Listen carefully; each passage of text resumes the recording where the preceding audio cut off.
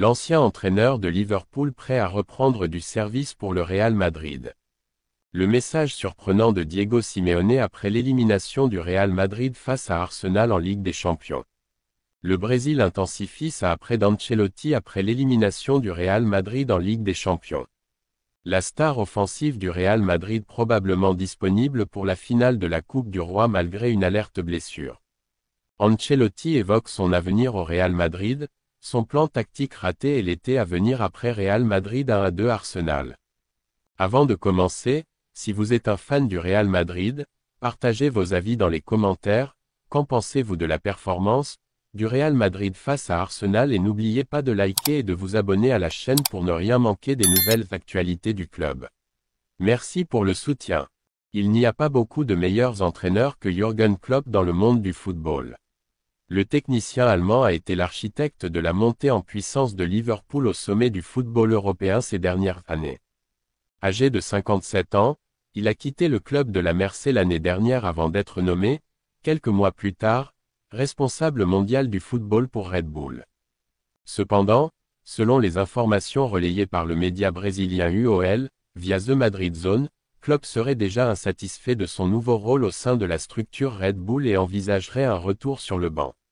Une nouvelle qui surprend, d'autant plus que le technicien avait déclaré vouloir faire une pause dans sa carrière. Deux postes intéressent Klopp. Toujours selon UOL, des sources proches de Klopp affirment qu'il ne quitterait Red Bull que pour deux projets bien précis, le Real Madrid ou la sélection nationale du Brésil. Jürgen Klopp serait donc ouvert à l'idée de rejoindre le Real Madrid. De manière assez inattendue, le futur de ces deux postes repose sur les décisions de Florentino Pérez, président du Real Madrid. Le destin de Klopp pourrait ainsi dépendre de ce que décidera le club madrilène en fin de saison. En premier lieu, le choix de conserver ou non Carlo Ancelotti reste crucial pour les merengues, et il n'a pas encore été tranché. L'entraîneur italien est toutefois la priorité absolue de la sélection brésilienne, qui espère le recruter s'il venait à quitter Madrid. Ainsi, si Ancelotti reste au Real Madrid, Klopp pourrait être tenté de prendre en charge la sélection brésilienne, actuellement dans une période d'incertitude. Mais si Ancelotti quitte Madrid, Klopp deviendra automatiquement l'un des principaux candidats pour le remplacer, face notamment à Xavi Alonso qui est aussi pressenti. Du point de vue du Real Madrid, la disponibilité de Klopp est une opportunité très séduisante. Son profil correspond parfaitement aux besoins actuels de l'équipe, pressing haut, intensité et domination du jeu. Ce rebondissement pourrait donc éloigner légèrement Xavi Alonso du banc madrilène, et rouvrir le débat sur le successeur idéal d'Ancelotti. Commentaire inattendu de Diego Simeone après l'élimination du Real Madrid en Ligue des Champions. Arsenal crée la sensation en Ligue des Champions. Après une victoire nette 3-0 à l'aller contre le Real Madrid, les Gunners ont confirmé leur supériorité avec un succès 2-1 au retour. Score cumulé, 5-1. Une claque historique infligée au club le plus titré de la compétition. Mais au-delà de la performance, c'est la réaction de l'entraîneur d'Arsenal, Diego Simeone, qui a retenu l'attention. Pour être honnête, je pense que l'Atlético Madrid a enfin eu justice à travers cette qualification d'Arsenal. Le Real Madrid aurait dû être éliminé plus tôt, lors de leur affrontement contre nous. Mais l'injustice, les polémiques autour de l'arbitrage et les décisions du VAR ne l'ont pas permis. Un de nos pénaltys clés a été annulé, et cela a mené à notre élimination.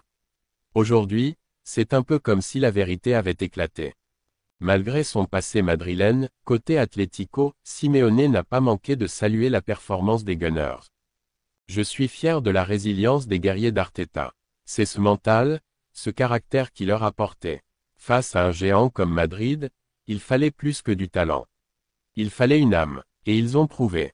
Puis, il a eu un mot fort sur son homologue madrilène. Carlo Ancelotti est un entraîneur spécial. J'ai beaucoup de respect pour lui. Mais je pense que les problèmes du Real ne viennent pas de lui. Tactiquement, il a toujours été irréprochable. Le souci vient du vestiaire. On sent qu'il n'y a pas d'unité entre les joueurs. Et dans un club comme Madrid, ça se paye cher. Concernant l'avenir de l'entraîneur italien, Simeone reste lucide. Il y a beaucoup de rumeurs sur un possible départ au Brésil. Avec cette lourde défaite, ça va peut-être accélérer les choses. Rien n'est certain, mais je ne serais pas surpris de le voir quitter la Casablanca bientôt. Pour conclure, l'entraîneur argentin rappelle que le chemin est encore long pour Arsenal. Ils doivent rester concentrés. Ce n'est qu'un tour. Leur objectif, c'est la Ligue des Champions. Le club ne l'a jamais gagnée. Et cette année, ils veulent entrer dans l'histoire. Carlo Ancelotti abordait le match retour face à Arsenal avec une pression énorme sur les épaules. S'il ne parvenait pas à renverser la situation, les critiques allaient pleuvoir. Et c'est exactement ce qui s'est produit. Le Real Madrid a été éliminé de la Ligue des Champions avec un score cumulé sévère de 5-1 en quart de finale. Depuis, les interrogations sur l'avenir d'Ancelotti se multiplient. Le Brésil intensifie sa poursuite d'Ancelotti. Parmi ses nombreux prétendants, le Brésil semble désormais le mieux placé pour s'attacher les services du technicien italien, même si ce dernier n'a pas exprimé de volonté de quitter le Real Madrid avant la fin de son contrat. Cependant, après la lourde défaite face à Arsenal et l'élimination des Merengues, la Confédération brésilienne de football, CBF, aurait intensifié sa démarche, selon les informations de Cadena Ser. Cela fait longtemps que le Brésil suit Ancelotti de près. Et avec l'absence de sélectionneur permanent, la CBF verrait dans cette période d'incertitude une fenêtre idéale pour agir. La fin de l'aventure pour Ancelotti au Real Madrid. Fait intrigant, Diego Fernandez, homme d'affaires proche de Neymar, a été aperçu dans la tribune VIP du Santiago Bernabéu lors du match retour. Bien qu'il ne représente pas officiellement la CBF, sa présence a alimenté les rumeurs d'un contact en coulisses. Malgré un contrat courant jusqu'en 2026, Ancelotti entretient le flou sur son avenir. Après la défaite contre Arsenal, il a déclaré « On verra bien ce qui se passera l'année prochaine. Je ne sais pas, et je ne veux pas savoir ». Ce manque de clarté ne fait que renforcer la détermination du Brésil, qui souhaiterait obtenir une réponse avant le mois de juin, bien avant la Coupe du Monde des clubs. La Seleção compte sur Ancelotti pour diriger l'équipe lors de la Coupe du Monde 2026.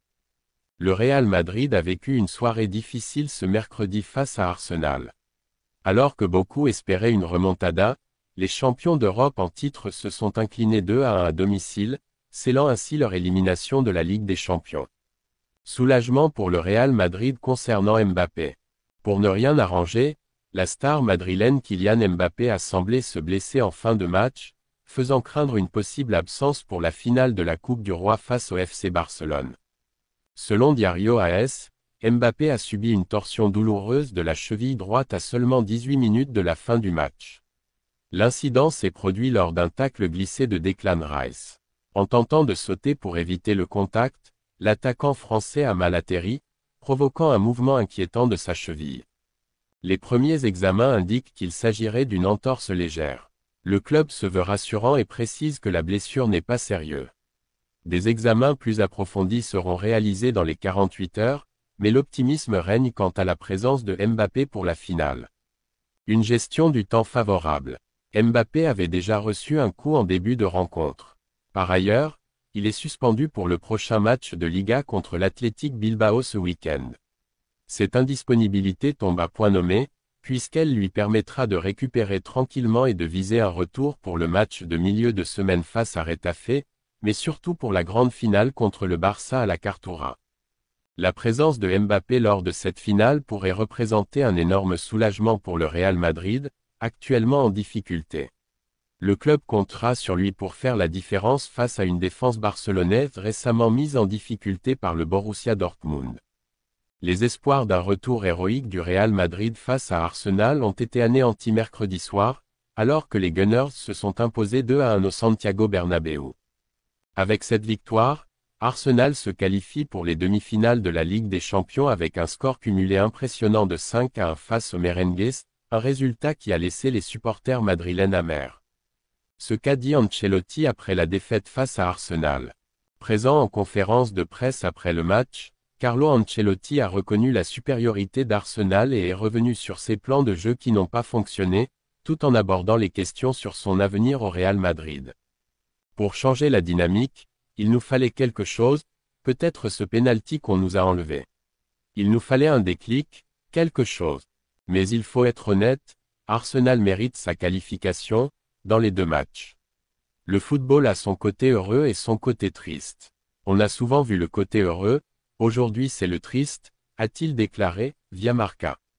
Sur son avenir incertain, rapidement interrogé sur son avenir, dans un contexte de rumeurs persistantes sur un départ potentiel, Ancelotti a répondu. Nous nous battons encore pour la Liga, nous avons la finale de la Coupe du Roi, la Coupe du Monde des clubs, c'est une saison sans fin, mais il faut se relever, c'est une autre facette du football à laquelle nous ne sommes pas habitués. Mon avenir, je ne sais pas ce qu'il sera, et je ne veux pas le savoir. À la question de savoir s'il sera toujours sur le banc du Real Madrid au début de la Coupe du Monde des clubs, il a simplement ajouté. Je ne peux pas répondre maintenant, je ne sais pas. Sur l'échec tactique contre Arsenal. Interrogé sur ses choix tactiques, l'Italien a préféré ne pas entrer dans les détails. C'est une déception, mais faire une analyse maintenant ne serait pas juste. Il faut garder la tête haute et admettre que cette saison n'est pas la nôtre. Il n'y a pas d'équipe invincible. Il a aussi été questionné sur le fait que cela pourrait être son dernier match de Ligue des Champions avec le Real Madrid, ce à quoi il a répondu. Je ne sais pas, ce que je sais, c'est que le jour où je quitterai ce club, je ne ferai qu'une chose, le remercier. Que mon contrat aille jusqu'au bout ou non, cela ne m'importe pas. Je n'ai à aucun moment pensé que je ne serais plus l'entraîneur du Real Madrid. Sur les responsabilités et la réaction de l'équipe. À la question de savoir s'il porte seul la responsabilité de cette élimination, Ancelotti a répondu. Ça ne m'importe pas, cela ne change rien pour moi. Je vais me concentrer sur la Liga et la finale de la Coupe du Roi. Par rapport à l'année dernière, il nous a manqué une attitude collective. Fait intéressant, lorsqu'on lui a demandé s'il changerait quelque chose sur les deux matchs, il a simplement répondu, non. Enfin, il s'est exprimé sur la mentalité du groupe et la suite de la saison. Nous devons bien gérer ce moment difficile, car des matchs très importants nous attendent. Ceballos n'était pas à 100%, c'est pourquoi il n'a pas débuté. Je ne suis pas inquiet concernant la réaction mentale de l'équipe, nous devons apprendre et progresser.